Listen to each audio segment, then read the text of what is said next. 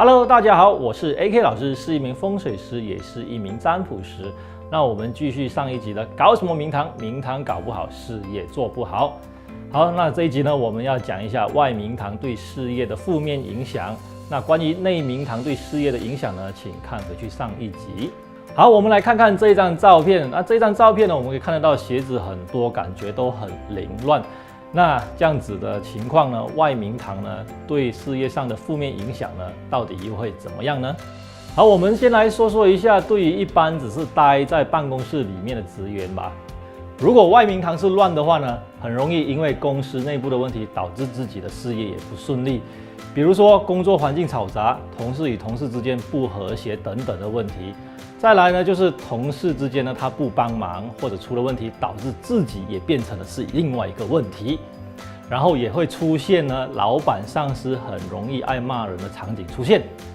如果外明堂是脏的话，在执行工作的时候很容易遇到麻烦事情。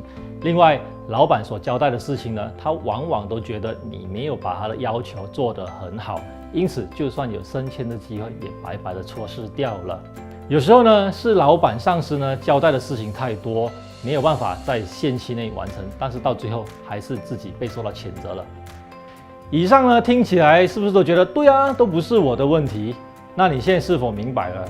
就是因为你家的明堂没有整理干净，所以这些原本听起来都不是你的问题，到最后变成了就是你自己的问题。那对于他们这些人来说，外明堂是乱的话呢，就会造成他们的外面的竞争敌手变多，或者竞争敌手变强大。再不然呢，就是招来很多无效的客户，或者有效的客户到最后变成无效的客户。那到底什么叫做无效的客户呢？比如说来询问的人确实是很多，但是真正做到交易的时候却没有几个。我们哪个来做房地产的业务员来说吧，他好不容易找到了有10个客户，然后经过了初步的洽谈之后呢，觉得是可以花时间跟精力去跟进的。跟进之后呢，才发现原来客户想要的并不是你可以提供的，这个我们就叫做无效的客户。而且更糟糕的是，并不是你花了时间花了钱请他吃饭，糟糕的就是你这些时间呢，如果都是花在有效的客户，这不是才是你最想要的吗？那如果外明堂是脏的话呢，你会发现你特别容易遇到欠缺临门一脚这种鸟事。我们拿刚刚的房地产举例接着说吧。在这个签约前后呢，你会遇到特别多的麻烦事情，比如说客户突然间跟你还要再压价，再不然客户会跟你说，我还有其他的房子还要再考虑，再不然就是客户又突然间跟你说，我的银行贷款办不下来等等的事情。也许你是一位采购员，并不是我刚刚说的业务员，或者是时常待在办公室里面工作的人，但是不要忘了，只要你是有事业的，明堂的脏和乱一定会对你的事业造成影响。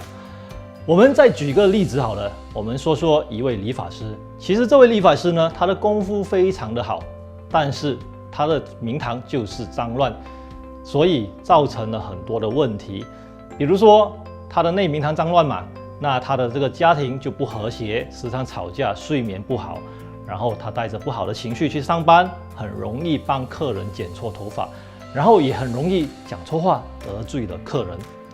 我们从这3点看来，第一，讲错话得罪客人；第二，剪错头发；第三，家里不和谐，吵架睡不好。这3件事情从外表看起来，其实一点也扯不上关系。那现在你应该明白了吧？其实他们内在是有连带关系的。所以你现在知道了吧？明堂内外都很脏、都很乱的话呢，对你的事业是有负面的影响的。再跟你们说一件事情，如果你公司的内外明堂呢也是又脏又乱的话呢，它对你的事业呢也是一样会有影响。那这些处理方式呢，其实并不难。这个住在家里面的所有成员呢，要督促大家一起保持整洁干净，因为谁人把那个地方弄乱，谁人他的事业运势呢也会相对的低，而谁人去把它打扫干净呢，那一个人呢，他的运势呢也会相对的高。所以明堂内外呢，一定要一直都保持整洁干净，因为这样呢是会对你的事业呢有帮助的。当然，除了这些的原因呢，风水其实还有很多其他的原因呢，会导致一个人的事业的不顺利。好了，在结束之前，我再跟你们分享一个很好用的技巧。除了刚刚说的保持整洁干净之外呢，你们可以找一个合适自己的材质、合适自己的颜色的地垫，放在明堂内外，这个也是能够对你们视野是有帮助的。